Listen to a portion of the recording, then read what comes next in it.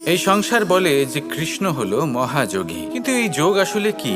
যোগ বিষয়টাকে বোঝা খুব একটা কঠিন নয়, কিন্তু সেই যোগকে নিজের যাপনের অংশ করে তোলা হলো অত্যন্ত কঠিন, আর তার জন্য প্রয়োজন অভ্যাস। যোগ শব্দটার অর্থ হলো যুক্ত করা, আর এটা আমি ছোটবেলায় শিখেছিলাম। সব থেকে গুরুত্বপূর্ণ যোগ আসলে কি? সহযোগিতা, সাহায্য। আমরা সব সখারা একসাথে জড়ো হতাম, একে অপরের পিঠের ওপর উঠে দাঁড়াতাম, আর তারপর আমরা ওই মাখনের হাঁড়ির কাছে পৌঁছতে পারতাম। তারপর আমরা সবাই মিলে সেই মাখন ভাগ করে খেতাম। সহযোগিতা, এটা অত্যন্ত গুরুত্বপূর্ণ।